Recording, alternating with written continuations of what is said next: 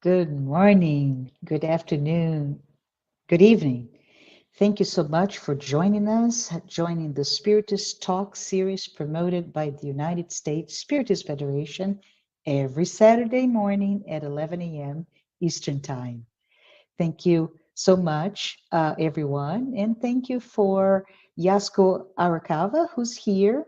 And I'm just so happy to be able to welcome her to host this talk. And YASCO will be discussing just such a great topic: Jesus's miracles or psychosomatic healing. Let me start again. Jesus' miracles or psychosomatic healing, resilience as a psychotherapeutic tool. Before we proceed with today's talk, Yasko, I would like to take a moment to remind everyone in the audience today that this past Monday, April 11th, we turned 2. It has been 2 years since we started our Spiritist Talk series, and I just am really excited to be able to commemorate, to celebrate together with you today. I also would like to remind everyone that we have a class called Initiation into Spiritism. It is a virtual course, and each Sunday there is a new lesson released to all of us. This class, available online, is free of charge, and it is meant for those who would like to learn a little bit more or review the basic principles of Spiritism, which was first published by Allan Kardec in 1857. Just a quick summary: this is a self-paced class composed of 30 lessons and 8 interactive Q&A sessions.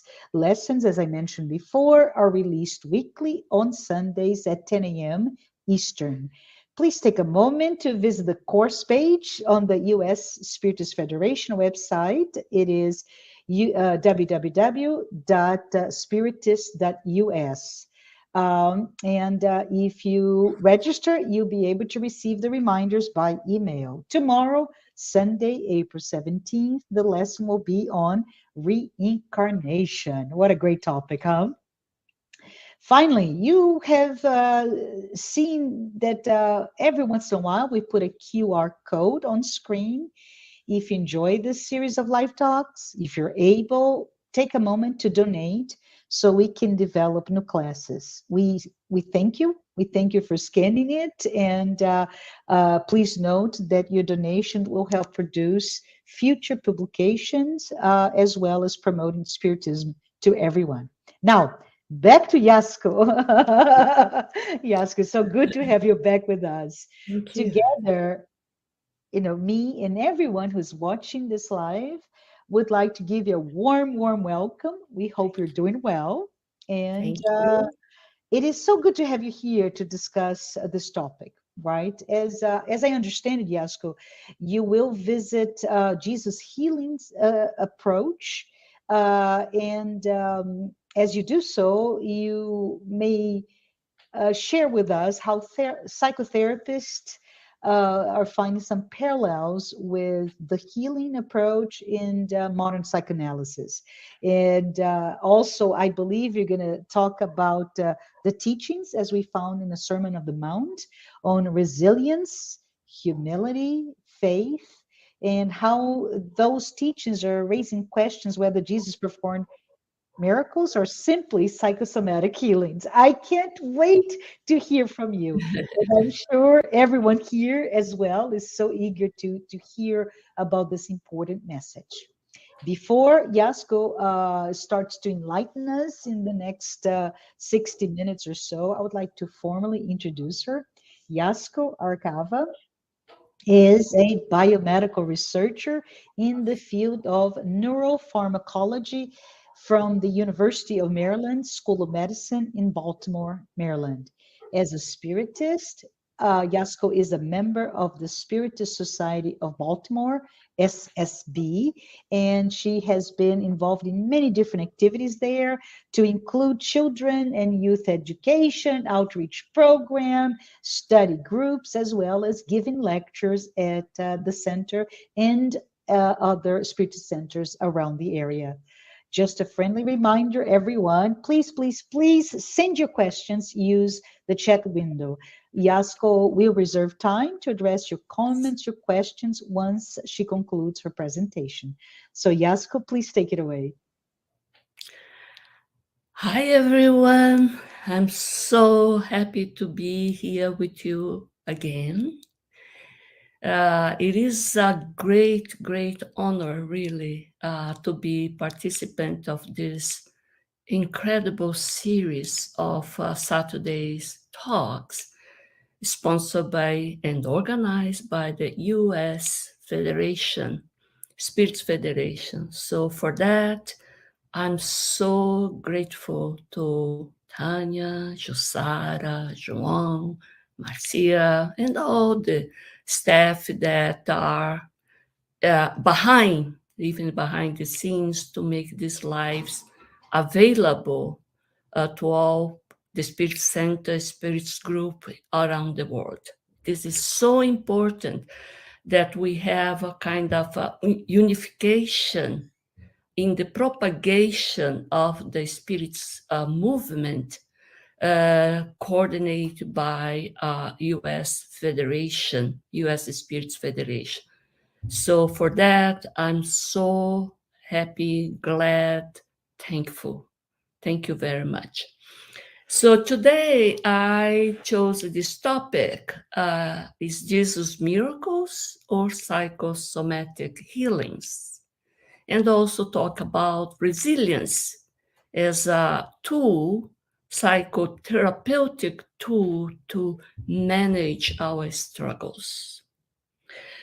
So Jesus, in the next slide, you're going to see that the Jesus miracles were around 30 or so, and they came to the knowledge of Christians and non-Christians through the four evangelists, Matthew, Mark,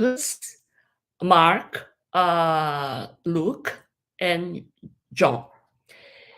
Not all four actually said all the miracles. Some miracles were described, narrated by four of them, some by three or two of them, and sometimes only one of the evangelists narrate these so-called miracles. So, for instance, we can divide in three categories. Is the action, the supernatural, extraordinary actions of Jesus over what we accept at that moment as natural. So it was kind of against the natural law or the natural norms of the time. So it was seen as extraordinary, supernatural. For instance, over nature, how come Jesus transformed water in wine in the wedding of Cana? Was actually one of the first miracles that Jesus publicly performed. Then also he was able to control the storm when him and the disciples were caught up in the huge storm in the lake of Gennesaret. He calmed down the winds, calmed down the storm, the water, etc. Also, he could walk.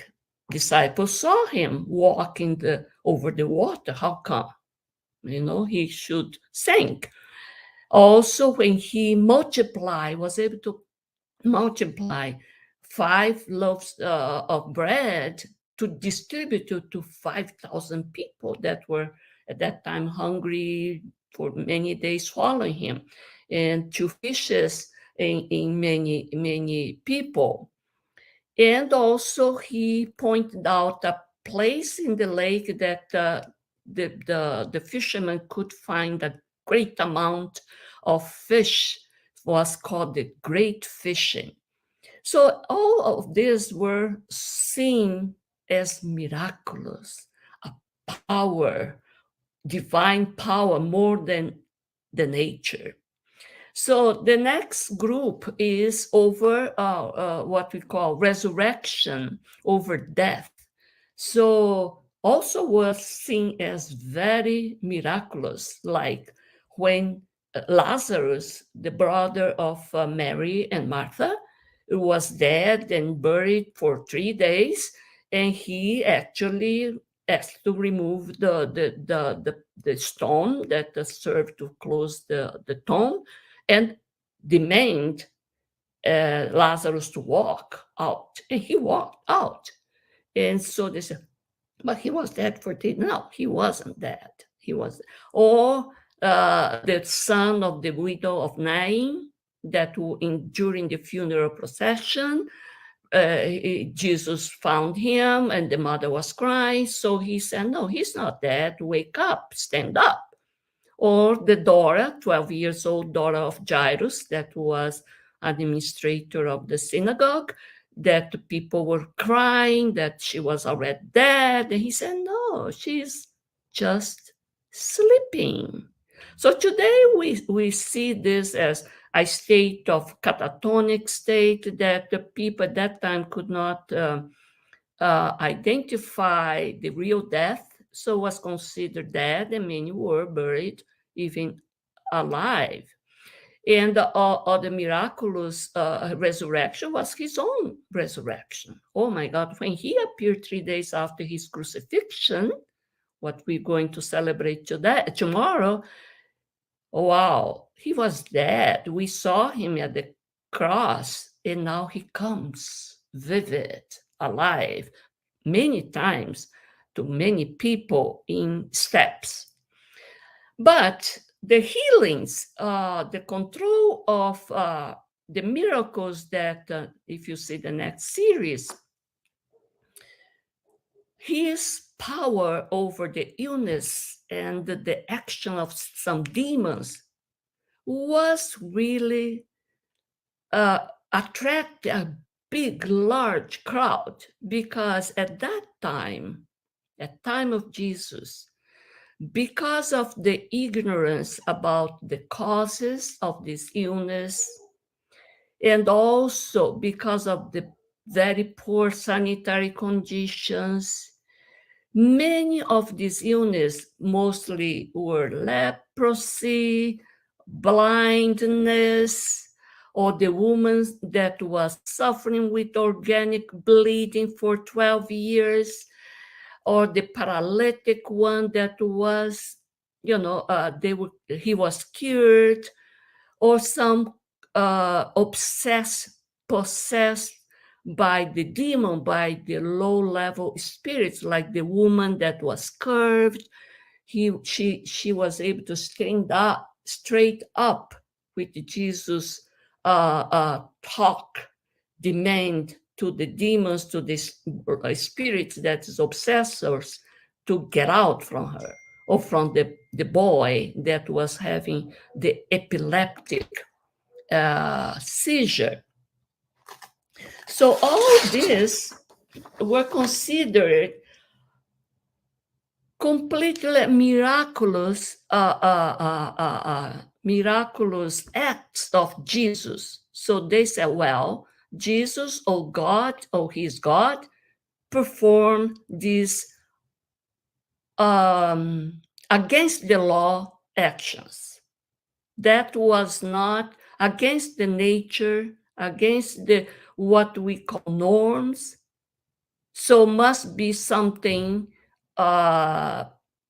divine, or when they want to crucify him, they decide to classify these actions as from the devil, from the evil. Also, that they at that time believed that the evil power also could make those out of natural actions. But then, of course, we ask, it really was miracle healing, or was a psychosomatic cure? Today, we know that the mind, the sentiments, the emotional struggles can make something crazy to our physical body.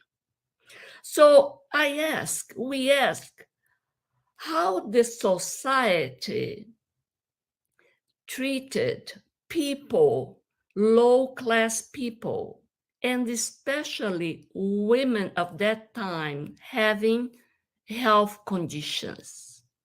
Were they understanding people? Were they accepting the authority of that time, that was the Roman Empire ruling, plus the Pharisees, the religious authorities, oppressing, putting their severe ruling over these strange, unusual conditions, especially health conditions that included blood. Blood was very much something that they didn't want. It was considered dirty. So blood, mucus, some fluids coming from the body, or skin problems they knew it could be propagate, be contagious to other people. The priests that were responsible for the sanitary control, they knew. So they put a label, of religious label, to say this is against our religious guidelines, Moses' law, or something of this sort, in order to have the people obeying their rules. So let's pick up this case of this woman.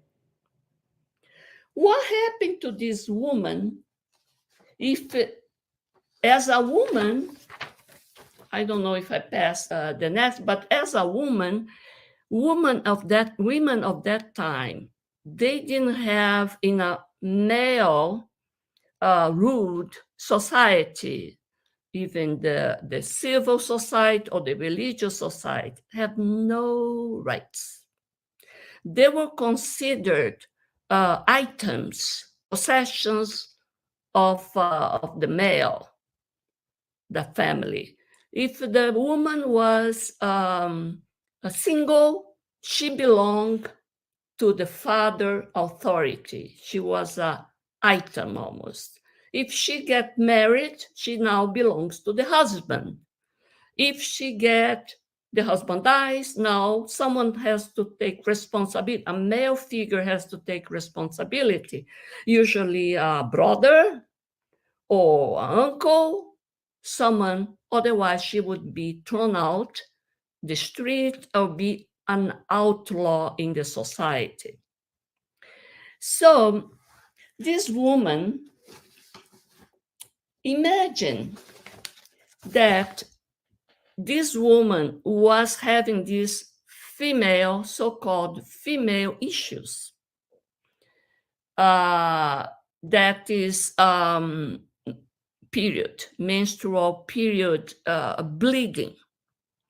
So the society at that time said, look, woman in that stage, in that period, or when she was pregnant or delivered a baby, she could not be touched by anyone. She could not touch anything.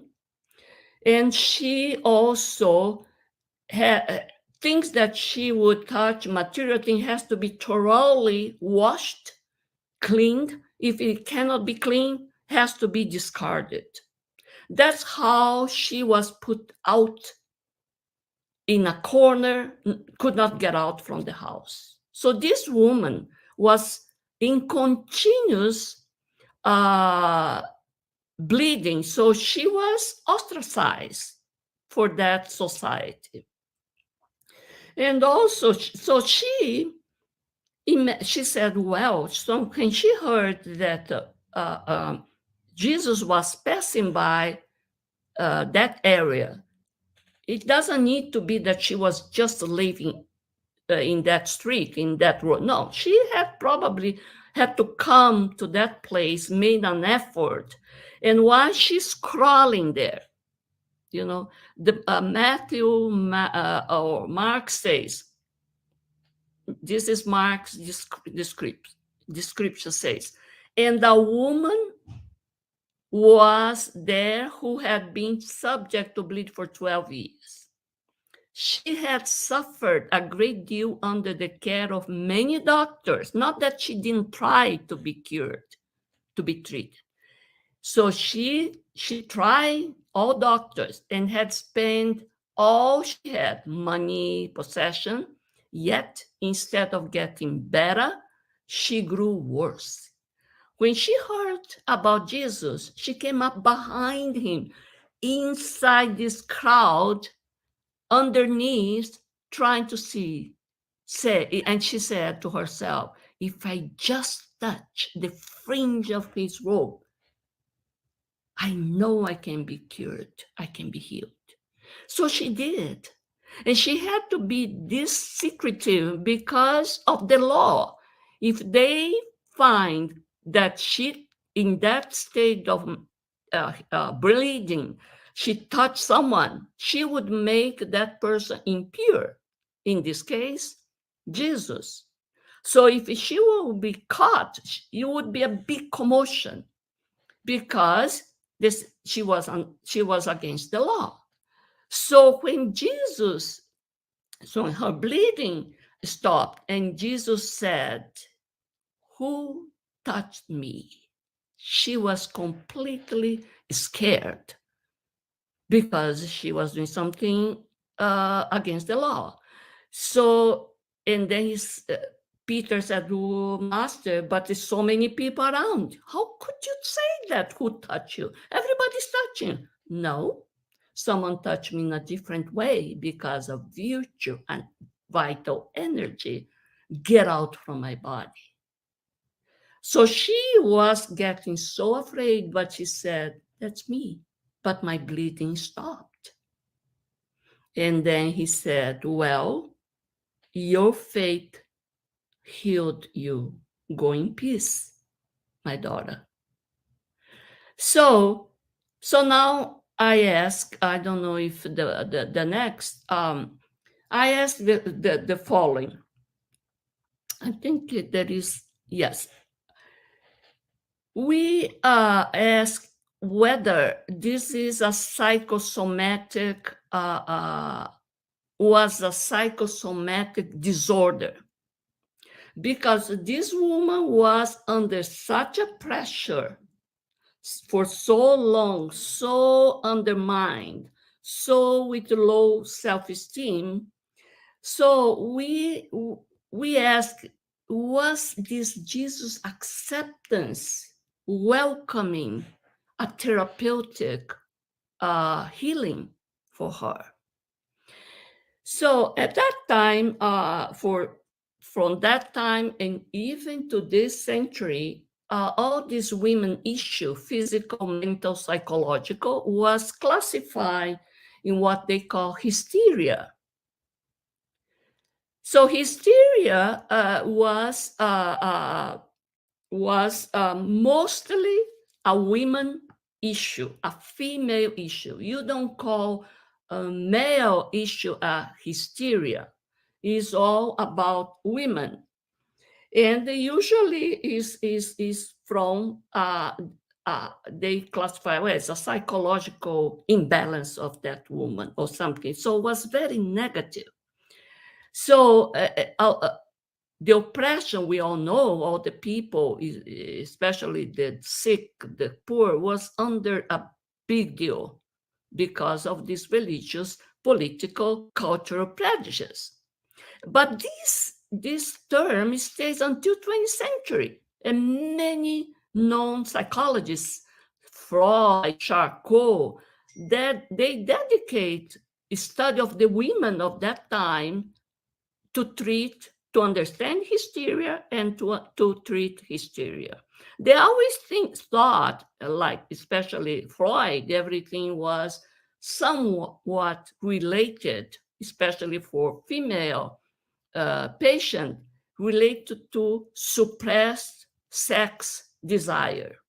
So because they could not express their sexuality like the men, all these were consequence of this psychological problem was consequence of this suppression, oppression that Freud thought about, but later was not exactly like this.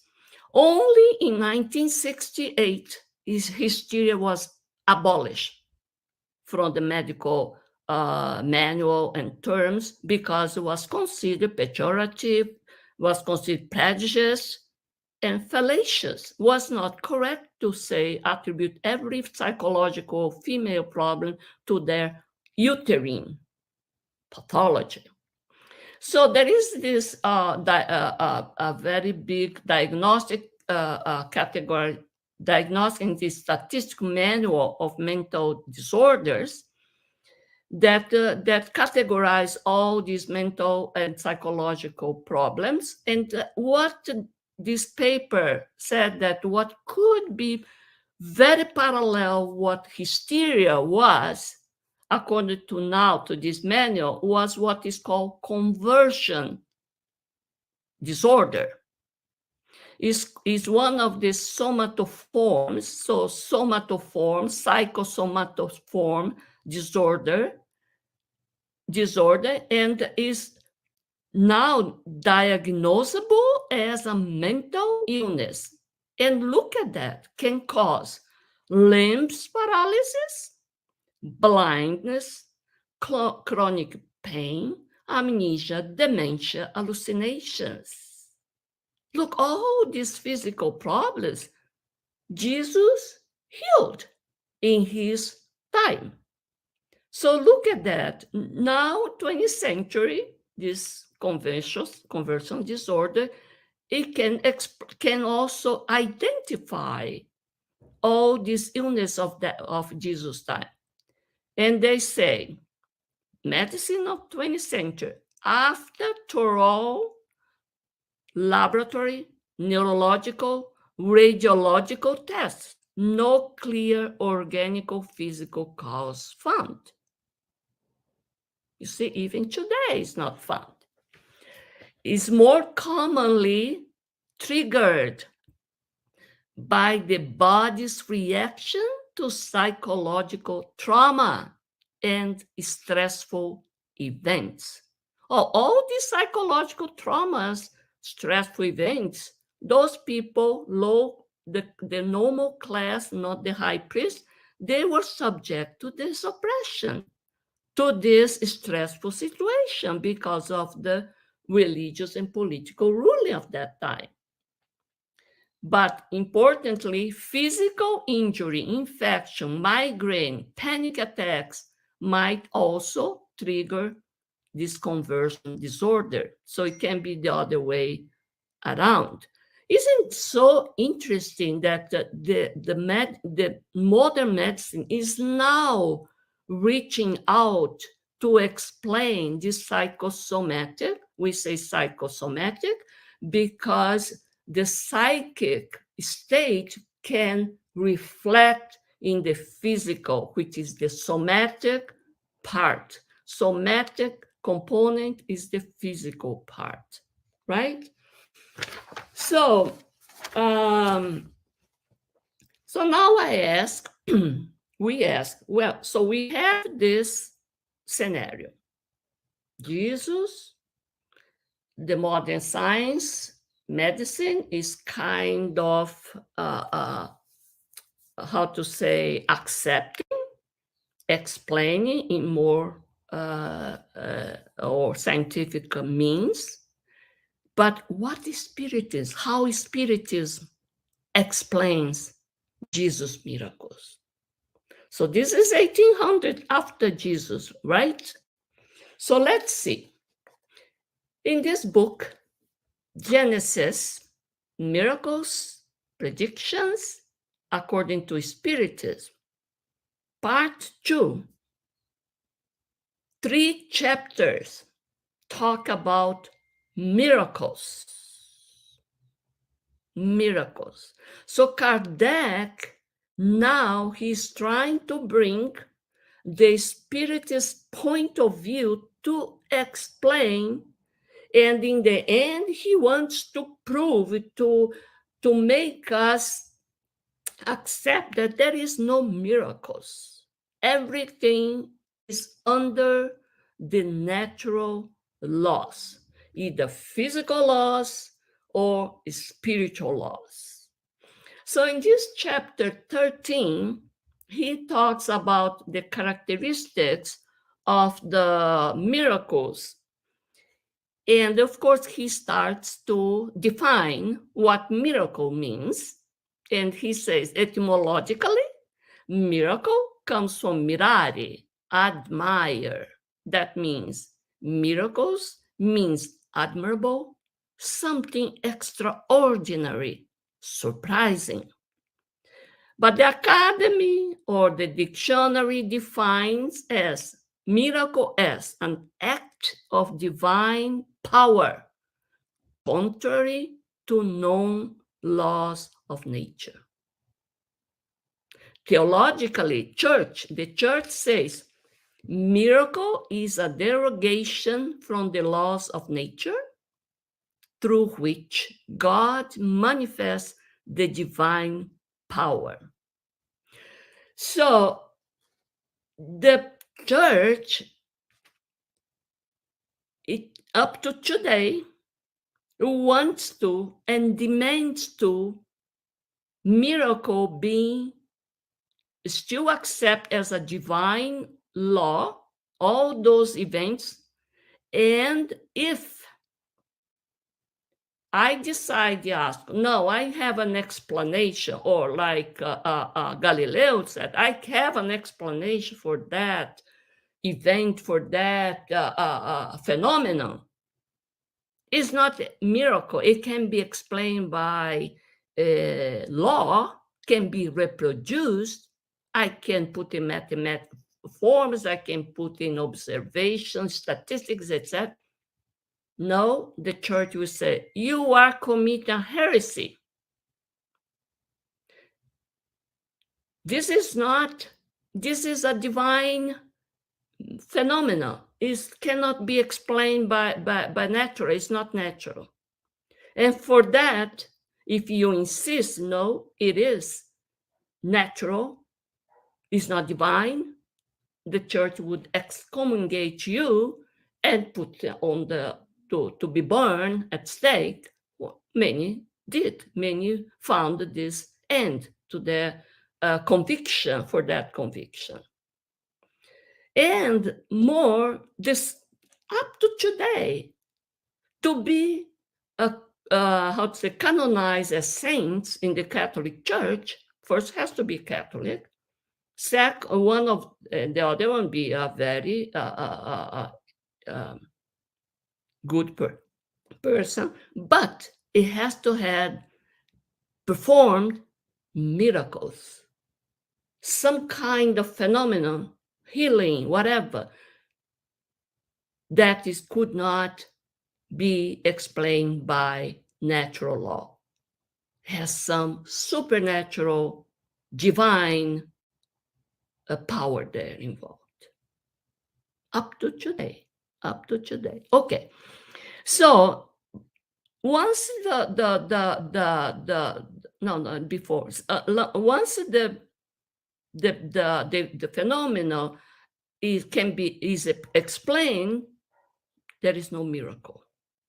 Also, to be a miracle, it has to be unusual, isolated, and exceptional. So if the science or in the laboratory or the observation of the sky, we say this can be reproduced, therefore is subject to some law, some physical law, it can be known or unknown law, it's no longer a miracle. Because if you can reproduce, there is a law behind this. So it's not considered a miracle anymore. So in order to be a miracle, it has to be was unusual, isolated, exceptional. Once it's reproduced, no miracles. So the science, with the development of science, the things that happen in the material realm, because the scientists, they, unfortunate, they don't deal with other than the material realm. And all the tools, technology is directed to unveil, to study, to analyze things, material phenomena. So, and also using our five senses, only our five senses. So we develop technology to enhance, to amplify my capability to see, either very tiny ones, microscopic, or macroscopic with the telescope or the lenses. So, but still is with my eyes, or the olfactory, the smell, if I can enhance capability to sense the presence of few molecules, etc. So once they started to put under the law, because of the experimentation of the observation of the cosmos, for instance, it's no longer a miracle. It's no longer a miracle. So the amount of miracles related to material realm start to shrink. For instance, before all the ancient people were amazed about the lightning during storm. And they put even the divine or evil force behind that. They worship those. Today, we know how it happens during the lightning, during the storm. We know that the storm is also beneficial. It can clean the air, can have an ozone type of cleansing because of the high power energy, or the aerodynamics of the aerodynamics law that can put heavier than the air objects in the air. There is a law behind, and they use that in order to improve more and more heavier objects and put them on the air. Or, for instance, some cures also. We already know. We're gonna see later that. Let me see more example here.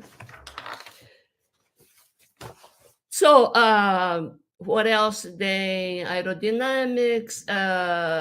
This train of levitation. If you go a little bit before the levitation, everything when the first time the tables started to be lifted, and they didn't know what energy was lifting these tables during the Kardec time, the levitation. Today we understand. We can put above the track all those heavy trains this system called mag level, something like that, that the train levitate a little bit above the track, so the friction is nothing, so they can reach a speed of 500 kilometers per hour or something never thought before. But there is a law, there's some elements, chemical elements with magnetic power that when manipulate can lift by how to say, repulse and not touch the trail. So all these things shrink all these miracles in the spiritual world. But in the spiritual phenomena, the science did not tackle so much. It was not in their radar. And because they're not in their radar, they don't want to, and they decide that doesn't exist. Or like Kardec says, is that not only that they don't want to study, to analyze, but by not accepting, they kind of get blind. And they start to talk, to call other people that comes like spiritists with the rational explanation, like something that we are in not a good state of mind, or nothing to be taken seriously. But things are changing slowly. So let's see now, next slide, why there is a item in this chapter that say Spiritism does not perform miracles. Because the Spiritists are the ones that now knows and deal most thoroughly and routinely about the spiritual phenomenon through the mediumship. And we have, like Kardec gave us this doctrine based on rational analysis, thorough experimentation to see if it was reproducible, all those things that the spirits were answering about the question made to the mediums. So let's see why Spiritism does not perform miracles. We cannot accept these things that people outside of Spiritism says, oh, this is a miracle, this is a divine action, divine power. No, we cannot, because we have all this information that I'm going to list below. So we have no right to be ignorant. First, we are spirits. Not all people accept we are all spirits in both realms, either incarnate, transiently, or mostly either discarnate. This is incarnate or discarnate. There is a misspelling there. So we are spirits. First of all, we accept that. We are immortal spirits in constant evolution towards angelitude, from the very ignorant stage to the pure angelical state. Reincarnating, we accept reincarnation multiple times in various conditions, sex, place, planets, systems outside of Earth, etc. So prejudice among the spiritists, it will low down. I cannot say, wow, I'm against, oh, wow, you woman. No, I was a woman before. Oh, I was a man before. I was also born in Africa. I was also born in Asia. Prejudice, why? Third, we have a perispirit, a spiritual body in both states, as a discarnate or incarnate, in various density, refinement, subtlety, according to my stage of purity. Jesus, being the most pure being, lived in earth. So his perispirit was the most ethereal and the most powerful and capable, we're going to see. The perispirit serves as a body for the spirit to express its thoughts, desire, will, emotions, intentions, bad or good. Bad or good. So it's the spirit that has all these bad or good emotion, desired thoughts, etc., but needs the perispirit to express this and to pass to the physical body if it's incarnated, it is in incarnate states. And the perispirit also serves as the link to the physical body during incarnation and act upon matter. So the spirit, either discarnate or incarnate, can manipulate, act upon the matter through the perispirit, more evolved, more capable. The spirit will be to manipulate what we're going to call the universal cosmic fluid. Jesus was the utmost powerful being, could manipulate, and he made even the planet Earth. So why not other things that are much smaller?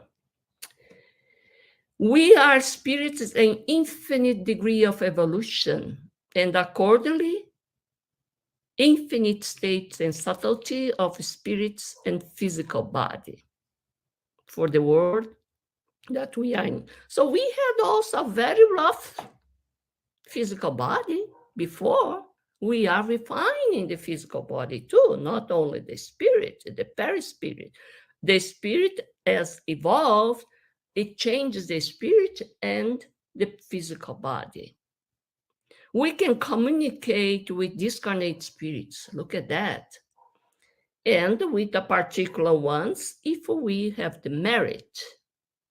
Well, we were also informed with lots of books, even Kardec's, but beyond Kardec, under Louis series, about the spiritual world. The houses, hospitals, schools, course that we have, that is there, and we can participate and go there and experience this world, spiritual world, during emancipation. We accept that we can detach, emancipate from the physical body during sleep, during dreams, in awakened state during trance.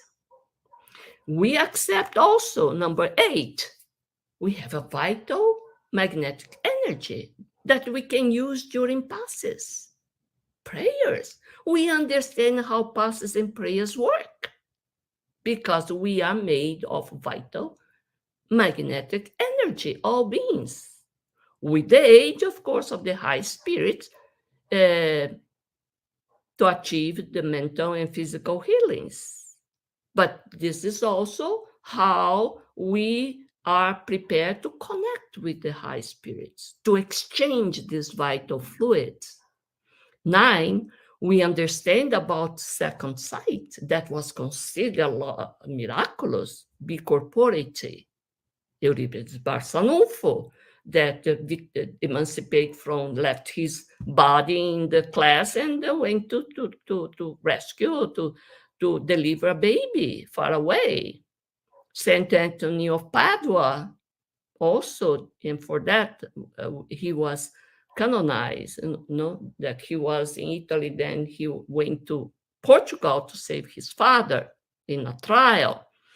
So Jesus, of course, was the most powerful person that could do whatever he wants, be corporate, second sight, manipulate all the matter. Number 10, the apparition, materialization is not the miraculous anymore. We understand about the ectoplasm. It's a vital energy, like the blood. Blood is made from the physical body, donated by the physical body, and then manipulated by the spirit. Either a different class of spirits perform healing, apparition, etc. And we understand by the same ectoplasm, levitation, moving tables. So nothing anymore is miraculous. It's all, like Kardec says, natural phenomena. Next. So next, we talk about fluids. That is very important, because fluids now is what is manipulated and be a source of healing. So universal fluid is a primitive element, we all know, of both corporeal and the perispirit, which are merely transformation of it. So everything that is in the material and the perispirit, except for the spirit, is made by universal fluid, which is the primitive element. So how the healing is performed, occur according to Spiritists? It says, by the very nature of this fluid condensed in the perispirit, this fluid can supply, reparatory elements to the body. Reparatory elements of the body. The driving healing agent is the incarnate or discarnate spirit. I can do my own healing if I concentrate and make some exercise. So the driving healing agent is the incarnate or discarnate spirit that injects a portion of the substance of its fluid envelope into a deteriorating body. So is a flow of the healthy to an unhealthy one. The healthy molecule substituting the unhealthy molecule. The health cell substituting the unhealthy molecule. Well, today we know all stem cells therapy is based on this. You know, the transplant of medulla, also the bone marrow is to replace the healthy ones to the unhealthy ones. But I can, in very more routine way, with certain exercise, boost my own stem cells and heal myself. Today, still we have to implant, to inject some embryonic stem cells, which is not well accepted. But anyway, we can learn to boost those stem cells and heal with my own cell, replacing the unhealthy by the healthy one. The curative power is thus the direct result of the purity of the substance injected. So it's not all good. It can be more or less because of my state of mind or the healer mind, the healer power. Jesus had the most pure, powerful substance. It also depends on the energy of the will. So who is doing the things? If the one that is distracted, we call weak healer or very strong healer. And also depends on the intention of who wants to be healed. If the person stays sitting there but doesn't care, it's not going to be healed. Like Jesus said, your faith healed you. Go and no sin anymore. So it depends on my moral transformation after that healing session. The fluids that emanate from impure source are like adulterated medicinal substance. The same way we have not good medical drugs, also those source of energy, the energy also can be, poor quality. So finally, it depends on patient's desire to be healed. So that is all explainable now, and we all see that something that before or people outside the spiritists can see as miracle is not any longer. We spiritists know how to improve the results. It's all here, it's all in the heart. Okay, so next, so in this chapter 14, there's many things that Kardec also goes through many all those miracles. But one thing that caught my attention was to consider he talks a lot about the superiority of Jesus' nature. We have to accept we're going to reach his state. But Jesus was special. So he says that superiority of Jesus was not linked to his body, but to his spirit, to his perispirit that was quintessential, very pure. So that's why he was able to heal thoroughly. And also foreseeing that with the second side, he could warn or something else would gonna happen in future. So they say the quality of the, we said already, the quality of the fluids endowed him with immense magnetic powers, second by his incessant desire to do good. So we have to reach to Jesus' state. Next. Next I see, now let's see what medicine, just for curiosity, what the mainstream medicine is today. We know a lot of chemicals, neurochemicals. Oh, we have these happy chemicals, serotonin, dopamine, oxytocin, endorphin, all good ones. Make us happy, diminish our pain. Oxytocin is the nurturing, loving, when we are in the loving state and happy, content with ourselves. Oxytocin is high. When I am in a state of compassion, oxytocin is high. That's how that woman of 12 years of bleeding, she got a cure because she got all these good chemicals.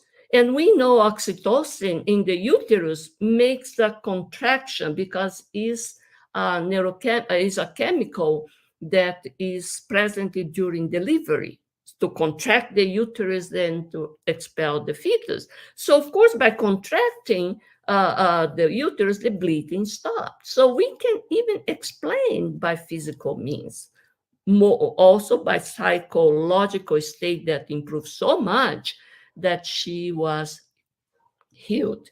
But also we have a bad, to the right, bad stressful neurochemical, depends on our state of mind, cortisol, adrenaline, that it is triggered by fatigue, chronic stress. It's a very bad one that we have to get rid of it. We know a lot about mental illness, the neurochemical background of these mental illnesses, how to treat. That's how we have so many drugs for treating anxiety, depression, schizophrenia, etc., etc. But there is something important, placebo effect. This is known for a long time, that if we believe we are taking a powerful medicine, even taking a sugar pill, we can be cured. 30% or more of the cases showed placebo effect. The patient was not receiving the drug that she or he believed was received. It was just a sugar pill. So what is behind the placebo effect? Was this mental state that changed the trust that now is healing my physical illness, psychosomatic illness. And also a very important development is what is called epigenetics. We're not any longer subject to the genetic slavery. Oh, I'm born, my father, my grandfather, my grandparents had this, so I'm gonna have.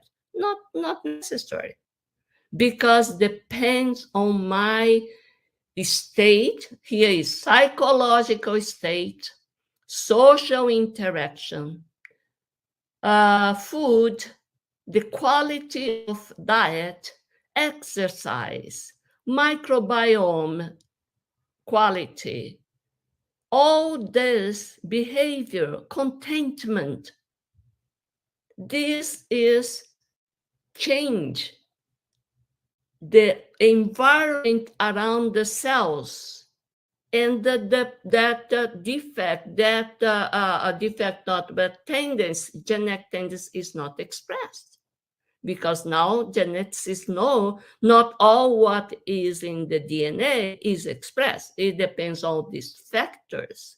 There is a potential probability, but not a necessary condition. So lifestyle medicine is getting to be very important in the future. It's starting slowly today. Okay, so you see that we are walking slowly. The mainstream is slowly about. It's still pretty much treating the effect, not the cause. The cause, which can be in the spirit, in the perispirit. No, they don't want to see this whole being. It's still difficult for them to accept. Medical school is having slowly, is teaching alternative medicine, complementary medicine, lifestyle medicine.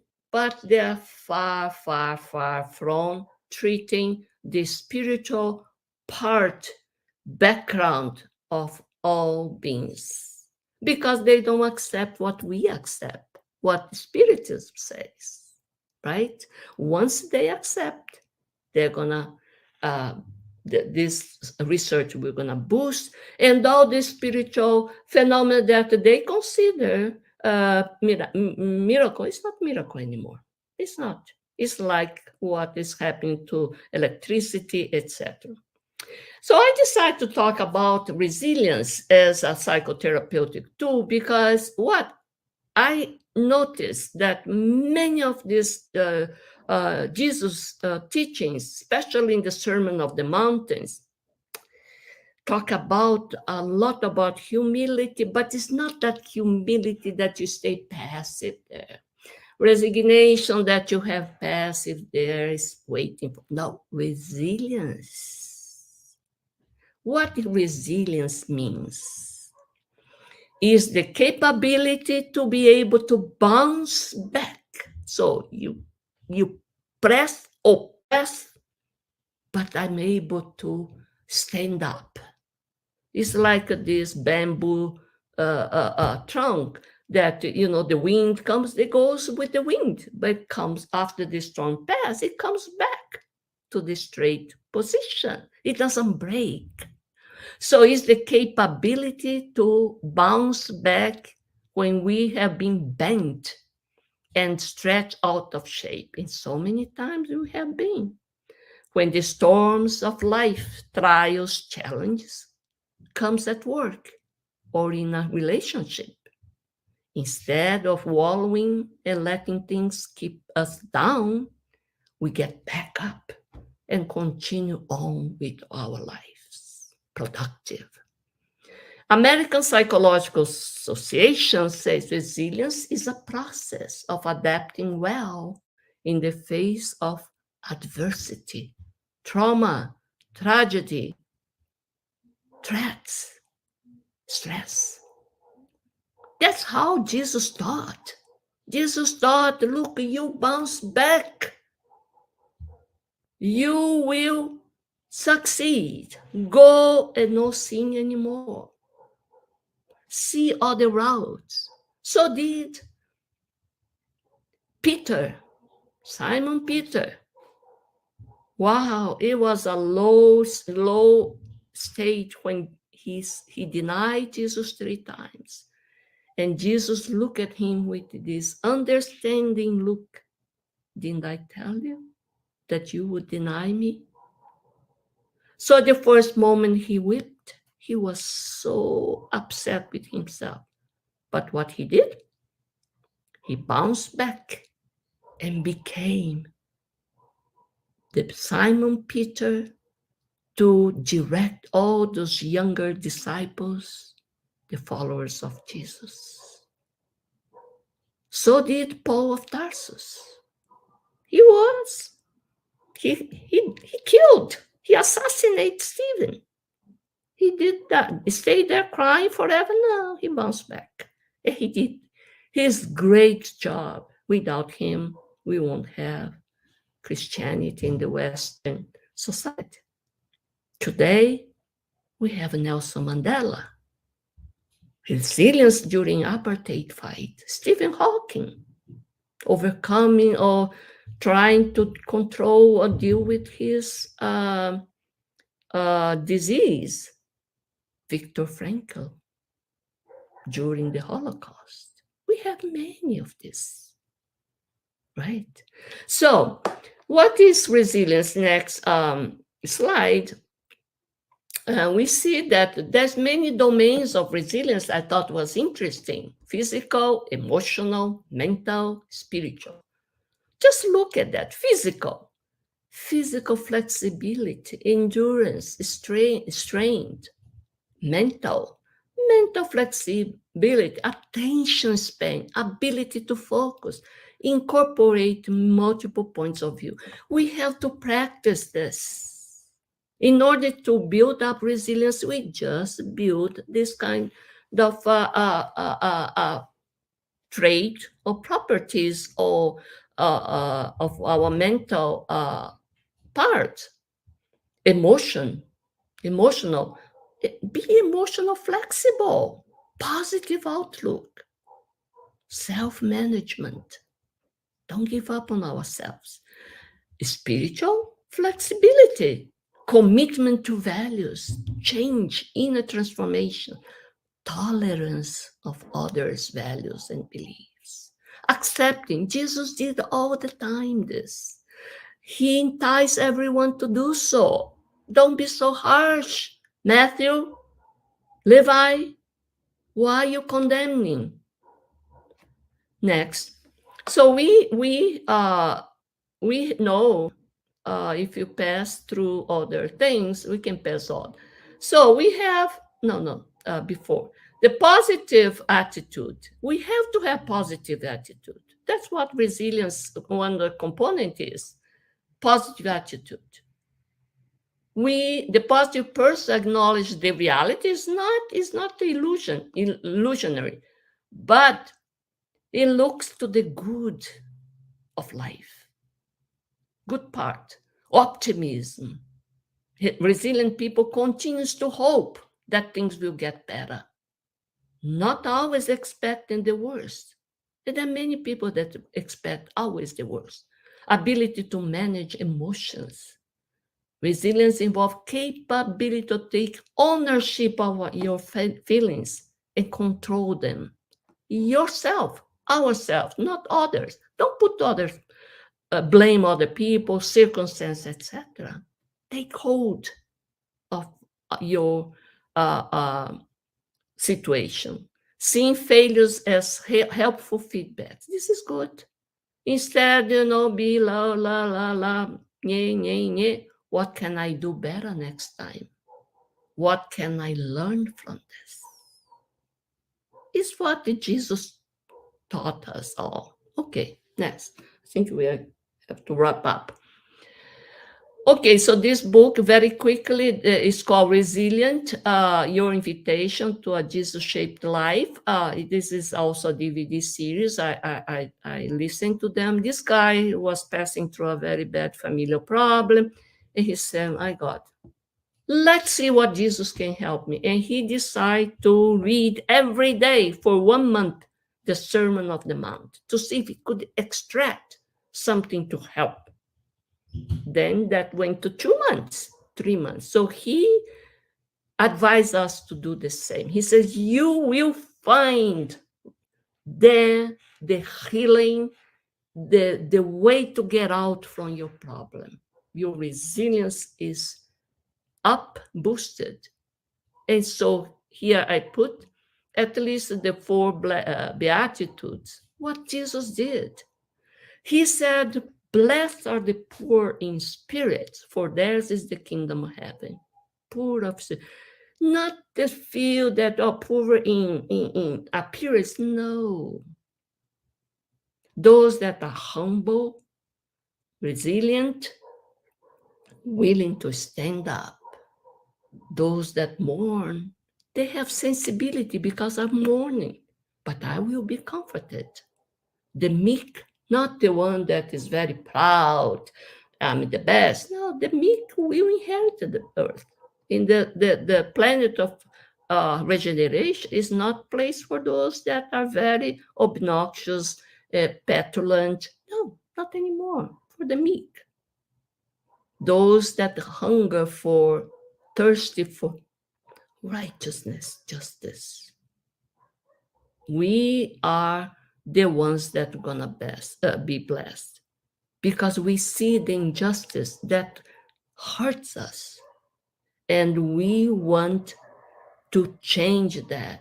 First in ourselves, change our view of judging people, not to be so harsh, right? So that's what I wanted. I don't know if I have more. I don't think so. Do we next? You can pass it just to show that the before, just to show that today's therapy is reaching. We can discuss during the questioning that the modern therapy is getting to Jesus methodology slowly, saying that, well, what he taught 2,000 years ago, we're finding out is the way to treat our patients. Thank you. Thank you. Thank you, YASCO. I think this is such a rich information, right? We could go on and on for Sorry, hours. it was a little long. No, it's okay. No need to be sorry. I think we have a few minutes of questions just before we close today. So let me see if we can have anyone. So Violet, hi Violet, thank you. Thank you for putting the question below. Yasko, how can we acquire the state of mind of the woman with faith? Yes, it takes time. We first start, we don't believe that. I may not deserve it. We start first to jeopardize, sabotage ourselves. Mm-hmm. That's the first inclination. But we'll reach one time that either we are permeable to some kind of inspiration from the above, because the faith is there. We just have to be, boosted and let it appear. So this woman, we asked, why didn't she do in the first year? So why 12 years? Why so many times? There was a time that she said, enough is enough. I did what was in my power. I went to this doctor. I heard and someone whispered, there is a guy there. It can help you. It can be other person. Goes to that spirit center. Man, you went to Chico and you went to Divaldo, right? Suddenly that faith, that courage, that is mix of courage comes. I'm gonna take actions unusual before seen as impossible. We take this unusual action. And she decided to do that. And we're gonna see many people doing this. They have to get out from the same behavior, change it. They're how, but it needs to build up. It needs to build up. And faster we go if we accumulate knowledge and experience in a correct way, not in a negative way that would put our uh, potential or chance to build up the faith much lower. No, we have to do the correct way, look for correct situation. Yeah, I agree with you, Violet. I hope that your question was answered. I think it was in your last slides, right? The idea of what's the patient, how to best get to that point to be able to be healed. Let's see if we have one final question. Yeah, from Violet again. So Violet is asking a second question. Yasko, she's saying, how can prayer specifically be used as psychotherapeutic tool? Great question. Thank you. Yes, very great question, Violet. As you said, because we made with this vital magnetic fluid, all beings in different stage, more or less, more powerful or less powerful, but we all have this magnetic vital fluid that we can exchange.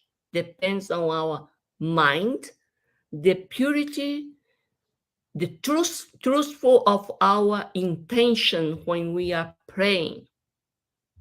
Not that say, oh, do I have a merit? No, we all have the merit. Just we have to trust. I have, but also I am humble. I am humble to say, look, God, look, mentors, look, whoever, I need your help.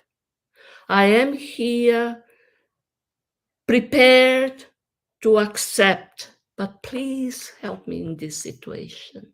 Help my kid, help my baby. Please. I am here to asking you and willing to accept and to do whatever is necessary. It's this willingness to change that I think makes our prayer a psychotherapeutic tool, because many of our conditions at least is worsened by our psychological state and mental state. Otherwise, the Reiki or the passes or the all the alternative medicine won't have an effect. But we know we have effect. Yes, truly, And truly. explanation how we boost our vital fluid. Yes, thank you, Yasko. So we have some comments here, and that's thanks for sharing this interesting study of how physical problems routinely healed by Jesus can now be identified as those triggered by one's reaction to psychological trauma. So I myself could say, Yasko, very, very good connections that you brought to us today, right? And I hope everyone who's on the live talk today can also see that, right? That the things are all somatized by our own psychological trauma. Therefore, healing is part of the psychotherapeutical tool. I can't speak today, sorry. I was so amazed when I read Yeah. about this conversion Mm-hmm. disorder, how powerful is our mind, our trauma, psychological Yes. trauma, to cause a really severe physical impairment, Yes. limitation, paralysis. Well, we know this. Suddenly, well, the person had this, lost someone, and now she can or he cannot walk anymore. We hear about this. Suddenly the person starts go downhill, and they eventually die. And kids that has this another brother be born and suddenly doesn't want to walk anymore because he sees that the attention is going to the baby. Yes. And I would say, Yasko, the other component of it is I'm thinking as I hear your words and the words from this comment is that we, especially now, after 2+ years of a pandemic, right, we're all very vulnerable to some psychological trauma. So on one hand, we are vulnerable and it's good to recognize that. On the other hand, it's important to recognize that faith, right? Faith and understanding our connections with the divine can heal us. It is within us, right? Yeah. Once you accept and wants to bounce back, we try to boost our faith, but also in an active way, trying to find different alternatives. That is what is be resilient. That's what made the difference between Simon Peter that bounced back and became the head versus Judas. Yes. Judas also betrayed, quote unquote, like Peter felt Jesus betrayed Jesus. But what happened to Judas? He was not resilient. He committed suicide. There is very, very good Increasing. here. Just really important for us, Look right? at that. So It was the same situation. yes. And he worsened his state as a spirit. Look at that. Absolutely. Isn't it? Yeah. Yes.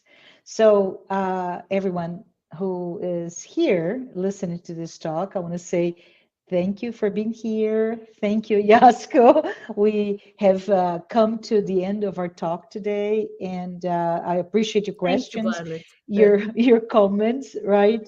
Thank you, And I just wanted to let everybody know that hi, Christina. Next Saturday, April 30th at 11 a.m. Eastern, don't miss our next live talk with Marcelo, Ana Moreno. I'm sorry, I thought I had a different one. So Ana, I think this is, yes, I'm sorry. I had the 30th. So Ana Moreno, my apologies, everyone. Ana Moreno will be talking about searching for the meaning of life. And I'm really excited to be able to hear from her on that such an important topic. As we are about to end this live today, would like to just remind everyone that, as you know, the U.S. Spiritist Federation has released the virtual course, Initiation into Spiritism, which is delivered weekly, free of charge. And it's really catered to anyone who is interested to either start to learn about Spiritism or those who want to go back and review those basic principles. Tomorrow, specifically, 10 a.m., we have a new lesson, and that lesson will be focused on reincarnation. The lesson will be released at 10 a.m. Eastern, and if you're interested in registering and getting reminders via email, go to www.spiritist.us, and you can do that very easily. I would like to ask Yasko to say a prayer before we end today. Thank you. Thank you, Marcia. So let's all together concentrate our mind, our heart to the above, to the high spirituality, to God, our Father, to Jesus Christ, our brother, model, guiding model, all our mentors, guardian angels. To first be so grateful to all of them, especially to God, that out of His mercy allowed us so many opportunities in different incarnations to redo what we did badly before, to develop or amplify our virtues is still so weak. Patience, tolerance, vanity, pride, selfishness. Please, God, please, Mentor, help us to be more vigilant in our relationship with others, with our family members, neighbors, and to ourselves, to be more kind to ourselves, not to be so harsh. Please help us to get the best direction, especially in moments, the crossroad, to take the best decision, for us to be aware of your presence in all times. We also ask you to help and protect this planet, especially in places where we have all these conflicts among brothers, the disease, the bad sanitary conditions, like in Africa, for us to be aware, to put our heart, our mind to work for them. For all the ones that have the authority over people, to be kind, to be compassionate, to be generous. Thank you so much for this incarnation, the experience we have with the Spiritism, learning the primitive, the original teachings of Jesus, and also to put in more rational way. Thank you so much for all the opportunities given to us. Thank you, and so be it. So be it. Thank you. Thank you, everyone. Have a wonderful weekend. Have a blessed Easter Sunday tomorrow.